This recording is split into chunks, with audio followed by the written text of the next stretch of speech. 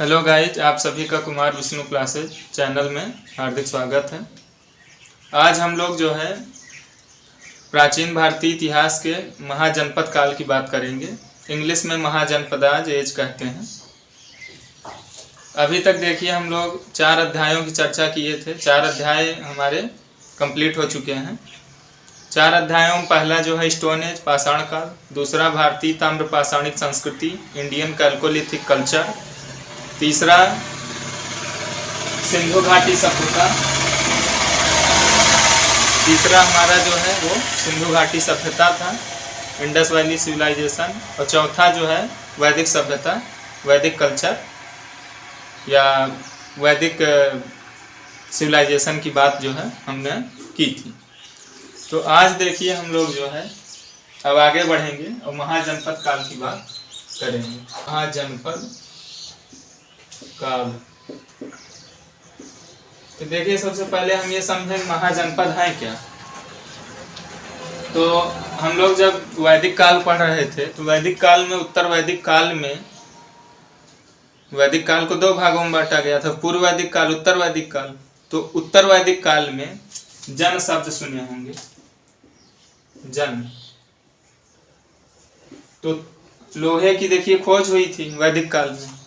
तो लोहे खोज होने की वजह से जो है लोग कृषि वगैरह जो कर रहे थे वो सब उन्नत तरीके से कर रहे थे। एक नई क्रांति आ गई थी। तो जब आर्थिक चीज़ें बढ़ी, आर्थिक मतलब धन धान्य बढ़ा लोगों का, तो धीरे धीरे वो राजनीतिक क्षेत्र में परिवर्तन आया। आर्थिक क्षेत्र का जो परिवर्तन था, आर्थिक क्षेत्र में जो बदलाव आया, वो आगे चल करके धीरे धीरे राजनीतिक क्षेत्र में भी परिवर्तन आया। वही महाजनपद काल है। ये 6ठी सदी ईसा पूर्व।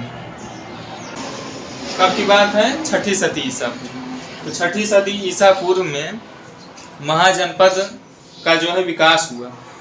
तो कुल महाजनपद जो है 16 थे। अब देखिए सबसे पहले महाजनपद बने कैसे। तो जन था, जन से जनपद बना, और फिर जनपद से महाजनपद का निर्माण हुआ। जन से जनपद, जनपद से महाजनपद। और जन के पहले क्या था? कबीले वगैरह हुआ करते थे। तो उसी का विकास हुआ। जन, फिर जन से जनपद, फिर महाजनपद। जनपद मतलब जिला, महाजनपद मतलब एक बड़ा जिला, एक बड़ा साम्राज्य। तो इसी तरह जो है कुल 16 महाजनपद थे। तो अगर महाजनपदों की संख्या की बात करें, महाजनपद जो थे, महाजनपदों की संख्या जो है, महाजनपदों की संख्या, महाजनपदों की संख्या हमें 16 मिलती। कुल 16 महाजनपद थे। अब कुल 16 महाजनपद जो थे उसमें जो है 14 महाजनपदों में 14 में राजतंत्र था, ठीक। और 2 महाजनपद जो थे वहां पे गणतंत्र था। तो देखिए राजतंत्र और गणतंत्र को हम समझते हैं। राजतंत्र क्या है? जिसमें राजा के द्वारा शासन किया जाए, जिसमें सबसे मुख्य राजा होता है। और गणतंत्र में क्या होता है कि कई लोग, गण मतलब संघ, समूह, तो कई लोग मिलकर शासन करें। ऐसे 2 जनपद थे, 2 महाजनपद थे। और 14 जो है महाजनपद जो थे उसमें राजतंत्र था। तो अब हम ये ध्यान देंगे कि महाजनपद कुल 16 थे। अब ये हमें जानकारी भी होनी चाहिए कि महाजनपदों की हमें जानकारी कहाँ से मिलती है। तो उसके बारे में अब महाजनपद काल। तो हम लोगों को ये जानना जरूरी है कि महाजनपद जो हैं इनकी हमें जानकारी कहाँ से मिलती है। तो ये जो 16 महाजनपद हैं इनकी जानकारी हमें 2 ग्रंथों से होती है। एक तो जैन ग्रंथ है, जैन ग्रंथ। जैन ग्रंथ से तात्पर्य यहाँ ये है कि जो जैन धर्म का ग्रंथ है। तो जैन ग्रंथ भगवती सूत्र, भगवती सूत्र, जैन ग्रंथ भगवती सूत्र से जो है हमें 16 महाजनपदों की जानकारी मिलती है। और बौद्ध ग्रंथ अंगुत्तर निकाय, बौद्ध ग्रंथ अंगुत्तर निकाय से हमें 16 महाजनपदों की जानकारी मिलती है। कुछ महाजनपदों के नाम जो है अलग मिलते हैं भगवती सूत्र में। हमें जो जानकारी देखिए 16 महाजनपदों के बारे में वो बौद्ध ग्रंथ अंगुत्तर निकाय और जैन ग्रंथ भगवती सूत्र से मिलती है। अब हम जो है इन्हीं महाजनपदों के जो महत्वपूर्ण पॉइंट हैं उनको सीरियल वाइज लिख लेते हैं और आपको बताते हैं जो जो जानकारियां हमें प्राप्त होती हैं। तो महाजनपद की बात हो रही है तो देखिए इसको हमने पॉइंट वाइज कर दिया कि महाजनपदों का उल्लेख हमें सबसे पहले कहाँ मिलता है, तो बौद्ध ग्रंथ अंगुत्तर निकाय में मिलता है, जैन ग्रंथ भगवती सूत्र में मिलता है। ठीक, और एक और बौद्ध ग्रंथ है दीपवंश महावंश, सुने होंगे, दोनों ये बौद्ध ग्रंथ हैं दीपवंश महावंश। तो जिसमें हमें महावंश जो है उस महावंश में भी जो है हमें कुछ जानकारियां मिलती हैं महाजनपदों के बारे में। ये बहुत इम्पोर्टेंट है, ये ध्यान रखिएगा कि महाजनपदों का उल्लेख हमें बौद्ध ग्रंथ अंगुत्तर निकाय में मिलता है। ठीक, और अगर हम बात करें तो तमिल का ग्रंथ है शिल्पाधिकारम, जो तमिल ग्रंथ शिल्पाधिकारम है इसमें हमें सभी महाजनपदों के बारे में तो नहीं जानकारी मिलती है, लेकिन देखिए कुछ महाजनपदों की जानकारी मिलती है।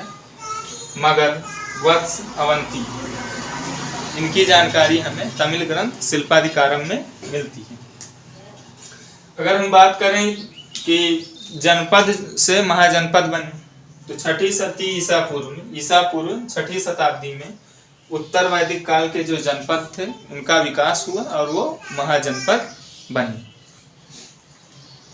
और इन महाजनपदों की संख्या जो है वह 16 थी। 16 महाजनपदों में 14 में राजतंत्रात्मक प्रणाली थी। राजतंत्र था मतलब राजा ही जो है राजा के द्वारा शासन किया जाता था, राजा ही प्रमुख होता था। और 2 में गणतंत्रात्मक प्रणाली थी। गणतंत्रात्मक प्रणाली या गणतंत्र का मतलब यह होता है कि जहाँ पर संघ के द्वारा शासन किया जाए, कई लोग मिल करके शासन करें। ऐसे जो है 2 महाजनपद थे, उनका नाम है वज्जी और मल्ल, लिख सकते हैं यहाँ पे। एक का नाम था वज्जी संघ, सुने होंगे, और एक था मल्ल। तो ये दोनों जो महाजनपद हैं इनमें गणतंत्र था। अब हम अगर बात करें कि शक्तिशाली महाजनपद, तो 4 सर्वाधिक शक्तिशाली महाजनपद थे। 4 जो है शक्तिशाली महाजनपद थे, जिसमें सबसे ज्यादा शक्तिशाली महाजनपद मगध। मगध का अगर हम बात करें तो मगध की जो राजधानी थी ये राजगृह थी। राजगृह या गिरिवा मिलती है, तो राजगृह जो थी ये चारों तरफ से जो है पहाड़ियों के बीच का स्थान था। और दूसरी बात ये थी कि मगध में हमें लोहे के खाने वगैरह मिल गई, मगध में मिली, उसके बाद अवंती में भी मिली थी।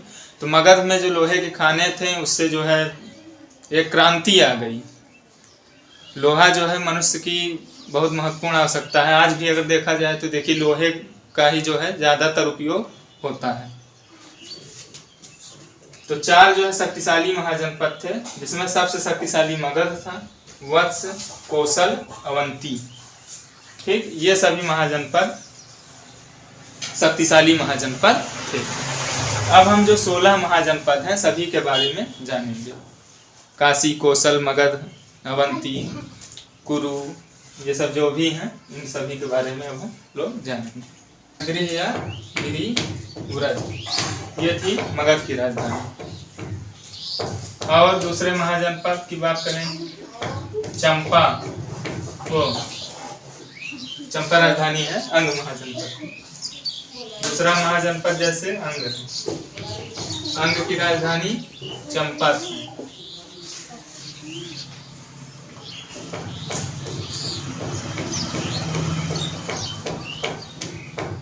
काशी, ये भी महाजनपद, काशी महाजनपद की राजधानी वाराणसी है। 16 महाजनपद एवं उनकी राजधानी और उनका वर्तमान स्थान की बात कर रहे हैं। तो देखिए पहला महाजनपद मगध। मगध की बात करें तो मगध की राजधानी राजगृह या गिरिवज्र। वर्तमान स्थान की अगर बात करें तो पटना और गया जो जिला है बिहार का, उसी के आसपास का जो क्षेत्र है वो मगध में आता था। ये आपका बिहार। ठीक।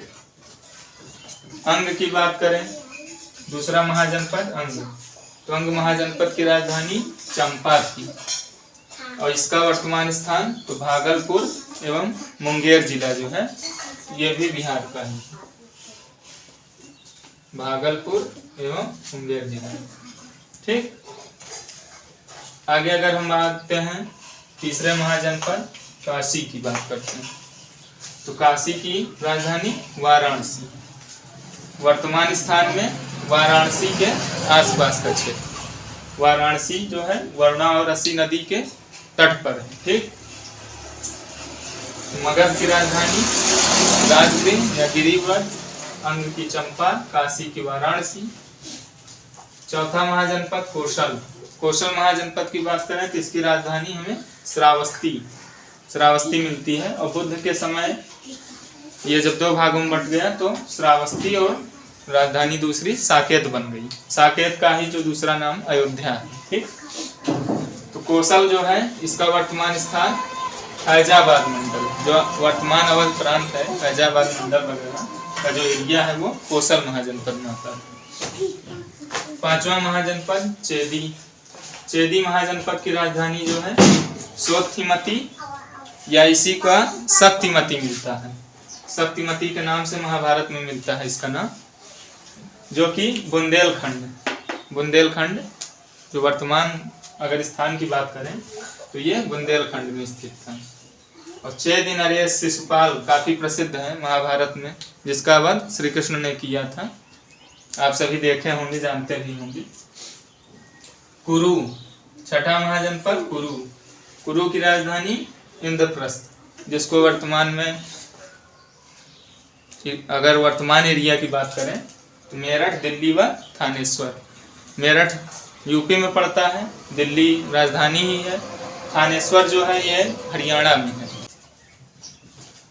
फिर आते हैं पांचाल महाजनपद। सातवां महाजनपद पांचाल। पांचाल की राजधानी अहिच्छत्र। इसकी भी 2 राजधानी थी, अहिच्छत्र और कामपिल्य। और इसकी अगर बात करें तो वर्तमान स्थान तो रुहेलखंड मतलब वही बरेली बदायूं, उसी के आसपास का क्षेत्र। बरेली बदायूं फर्रुखाबाद का क्षेत्र इसमें आते थे। फिर बात करें मत्स्य महाजनपद। मत्स्य महाजनपद की राजधानी विराटनगर। इसका भी महाभारत में काफी उल्लेख मिलता है। ठीक। जब अज्ञातवास पांडव लोग बिता रहे थे तो वो विराटनगर में ही जाके शरण लिए थे। ये राजस्थान में महाजनपद था। जयपुर का जो क्षेत्र है, जयपुर के आसपास का जो क्षेत्र है वो आता है। ठीक। फिर 9वें महाजनपद सूरसेन महाजनपद। इसकी राजधानी मथुरा थी। ठीक। और ये ब्रजमंडल क्षेत्र, अगर आधुनिक मतलब समय की बात करें वर्तमान स्थान तो ये ब्रजमंडल क्षेत्र जो आता है उसी में ये था, मथुरा। 10वां महाजनपद अवंती। अवंती की बात करें तो ये उज्जैनी माहिष्मती, इसकी भी 2 राजधानियां थी। जैसे पांचाल की 2 राजधानियां हैं अहिच्छत्र और कामपिली, तो उसी प्रकार से अवंती की भी 2 राजधानियां थी, उज्जैनी और माहिष्मती। माहिष्मती जो है आप लोग बाहुबली मूवी में काफी सुने होंगे, माहिष्मती तो वही वाला माहिष्मती है। अगर इसके आधुनिक बात की जाए कि आधुनिक क्षेत्र कौन सा है वर्तमान में स्थान, तो मालवा जानते ही हैं, एमपी में है, मध्य प्रदेश। ठीक। मालवा क्षेत्र में ये महाजनपद था। फिर बात करते हैं अगले महाजनपद की, तो गांधार महाजनपद ये वर्तमान समय में जो है अफगानिस्तान के पास आसपास का क्षेत्र है। और इसके अंदर जो है अफगानिस्तान और कुछ पाकिस्तान का जैसे पेशावर है और रावलपिंडी जो जिला है, पाकिस्तान के पेशावर व रावलपिंडी जिले के आसपास का जो क्षेत्र है वो गांधार महाजनपद में आता था। और महाभारत से अगर इसको रिलेटेड किया जाए तो जानते ही होंगे, गांधार नरेश शकुनी थे, उनकी जो बहन थी गांधारी, उसका विवाह धृतराष्ट्र से हुआ था। ठीक। 12वां महाजनपद या अगला महाजनपद की बात करें, कंबोज। ठीक।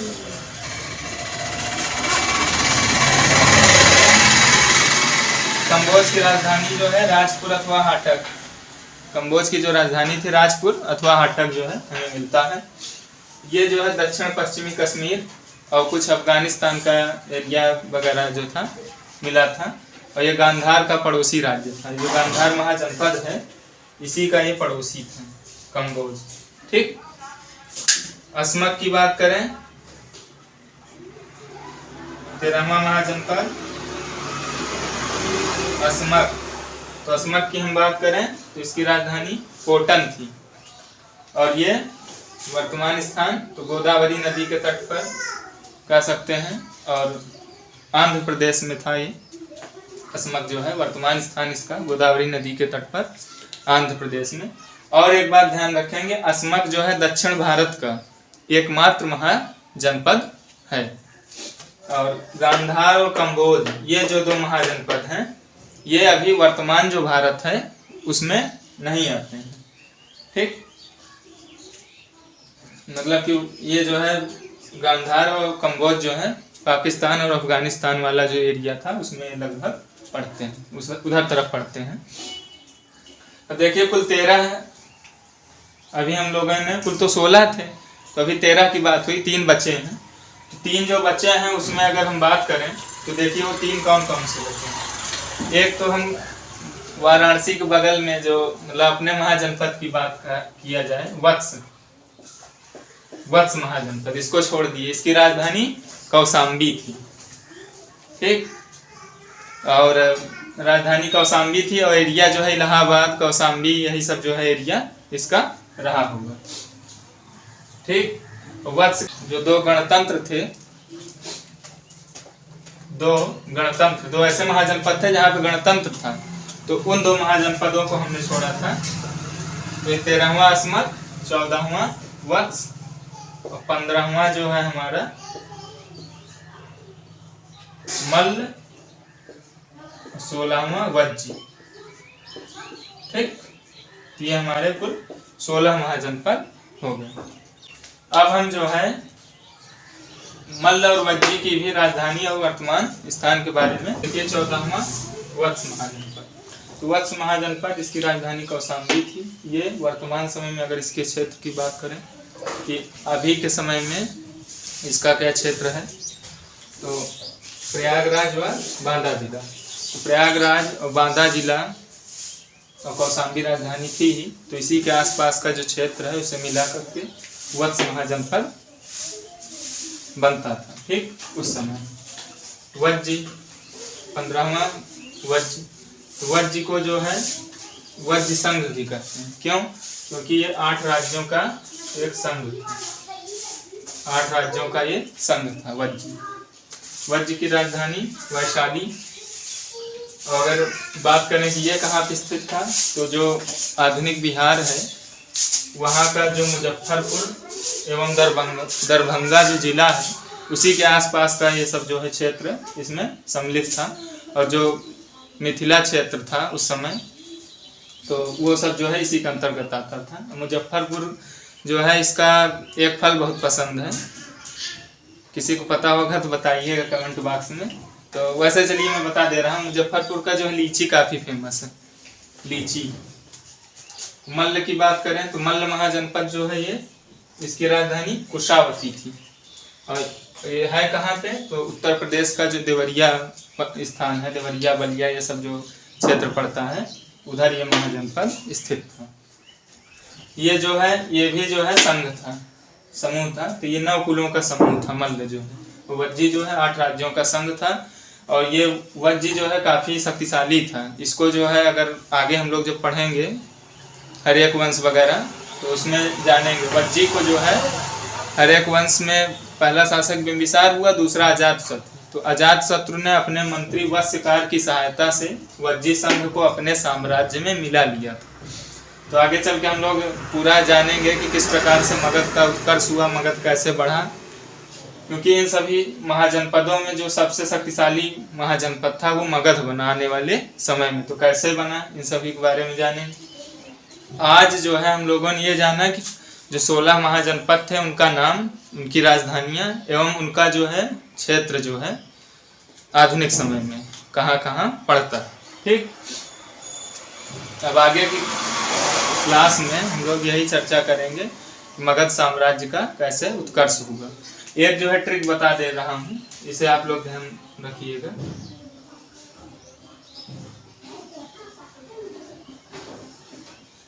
मगध साम्राज्य का उदय, इसके बारे में हम लोग जानेंगे आगे। तो